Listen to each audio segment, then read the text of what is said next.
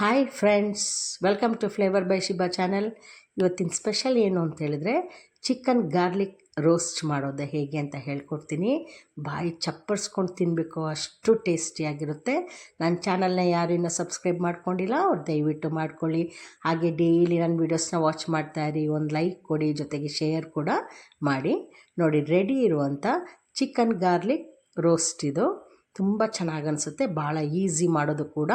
ಒಂದು ಅರ್ಧ kg chicken ತೊಗೊಂಡಿದ್ದೀನಿ. ಅದನ್ನು ಚೆನ್ನಾಗಿ ತೊಳೆದ್ಬಿಟ್ಟು ಹಿಂಡಿಬಿಟ್ಟು ಒಂದು ಬೌಲ್ಗೆ ಹಾಕ್ಕೊಂಡಿದ್ದೀನಿ.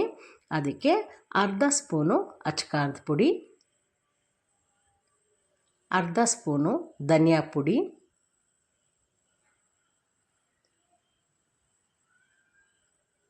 ಆಮೇಲೆ ಜೀರಿಗೆ ಪೌಡ್ರ್, ಜೀರಾ ಪೌಡರ್ ಅದು ಅರ್ಧ ಸ್ಪೂನು,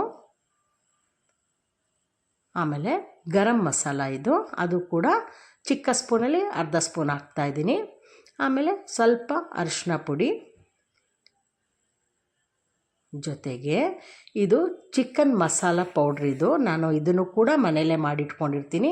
ಇದಿಲ್ಲ ಅಂದರೆ ನೀವು ಆಚೆ ಚಿಕನ್ ಮಸಾಲ ಹಾಕ್ಬೋದು, ಆಪ್ಷನ್ ಇದ್ದರೆ ಹಾಕಿ, ಇಲ್ಲಾಂದರೆ ಬೇಡ. ಇದು ಲೆಮನ್ ಜ್ಯೂಸ್, ಲೆಮನ್ದು ಜ್ಯೂಸು, ನಿಂಬೆ ಹಣ್ಣಿನ ರಸ. ಅದನ್ನು ಆ ಬೀಜ ಎಲ್ಲ ತೆಗೆದ್ಬಿಟ್ಟು ಹಾಕ್ಕೊಳ್ತಾ ಇದ್ದೀನಿ. ಇದ್ರ ಜೊತೆಗೆ ಲೆಮನ್ ಜ್ಯೂಸ್ ಹಾಕಿದ್ಮೇಲೆ ನಿಂಬೆ ರಸದ ಜೊತೆಗೆ ಸ್ವಲ್ಪ ಒಂದು 2 ಸ್ಪೂನು ಗಟ್ಟಿ ಮೊಸರನ್ನ ಹಾಕ್ಕೊಳ್ಬೇಕು. ಕರ್ಡ್, 2 ಟೇಬಲ್ ಸ್ಪೂನ್ ಕರ್ಡ್ ಹಾಕ್ಕೊಳ್ಳಿ. ಇದನ್ನು ಚೆಂದ ಮಿಕ್ಸ್ ಮಾಡ್ಕೊಳ್ಳಿ. ಜೊತೆಗೆ ರುಚಿಗೆ ತಕ್ಕಷ್ಟು ಉಪ್ಪು ಹಾಕಿ ಇದನ್ನು ಚೆನ್ನಾಗಿ ಮಿಕ್ಸ್ ಮಾಡ್ಕೊಳ್ಳಿ. ಮಿಕ್ಸ್ ಮಾಡಿ ಒಂದು 5 to 10 ಮಿನಿಟ್ಸ್ ಇಡಿ, ಆಯಿತಾ?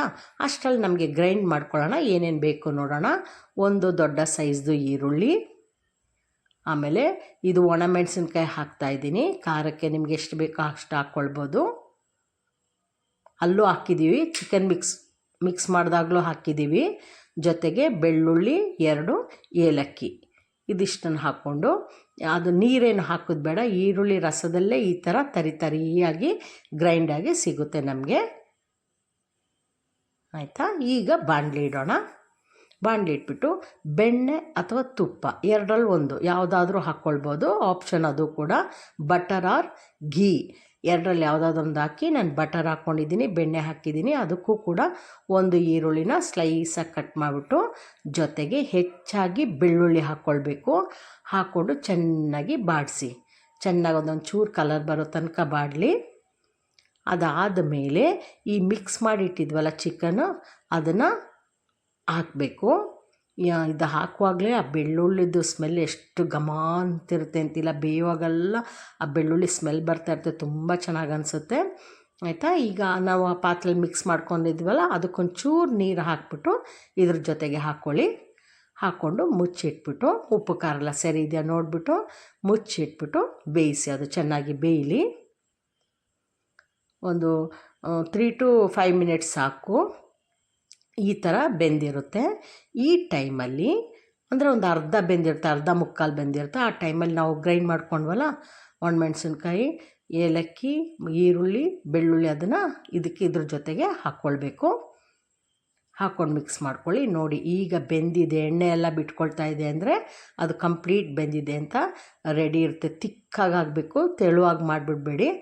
ಆಮೇಲೆ ಬೌಲ್ಗೆ ಸರ್ವ್ ಮಾಡ್ಕೊಳ್ಳಿ. ನೋಡಿ, ಗ್ರೇವಿ ಸಮೇತ ಹೆಂಗೆ ತಿಕ್ಕಾಗಿದೆ ನೋಡಿ. ನೀರಂಗೂ ಆಗಬಾರ್ದು, ಡ್ರೈನೂ ಆಗಬಾರ್ದು. ಈ ಥರ ಗ್ರೇವಿ ಥರ ಇದ್ದರೆ ಚಪಾತಿಗೆ, ಪೂರಿಗೆ, ರೈಸ್ ಜೊತೆಗೆ ತುಂಬ ಚೆನ್ನಾಗಿರುತ್ತೆ. ಒಂದು ಎಷ್ಟು ಒಳ್ಳೆ ಫ್ಲೇವರ್ ಇರುತ್ತೆ ಅಂತಿಲ್ಲ, ತಿನ್ನುವಾಗ ಒಂದು ಸಲ ಟ್ರೈ ಮಾಡಿ ನೋಡಿ ಹೇಗೆ ಇರುತ್ತೆ ಅಂಥೇಳಿ, ಆಯಿತಾ? ಈಗ ನಾನು ಬೌಲ್ ಸರ್ವ್ ಮಾಡಿಕೊಂಡು ಜೊತೆಗೆ ಡೆಕೋರೇಟ್ ಮಾಡಲಿಕ್ಕೆ ಕೊತ್ತಂಬರಿ ಸೊಪ್ಪು ಹಾಕ್ಕೊಳ್ತಾ ಇದ್ದೀನಿ. ಅದನ್ನು ಹಾಗೇ ಒಂದೊಂದು ಚಪಾತಿ ಅಥವಾ ಪರೋಟ ಜೊತೆಗೆ ಒಂದೊಂದು ಪೀಸ್ ಜೊತೆಗೆ ತಿನ್ನಿ, ಎಷ್ಟು ಟೇಸ್ಟಿಯಾಗಿರುತ್ತೆ ಗೊತ್ತಾ? ಒಂದು ಸಲ ಟ್ರೈ ಮಾಡಿ. ನೆಕ್ಸ್ಟ್ ವೀಡಿಯೋದಲ್ಲಿ ನಮಗೆ ಮೀಟ್ ಮಾಡೋಣ. ಅಲ್ಲಿವರೆಗೂ take care, bye bye, thank you.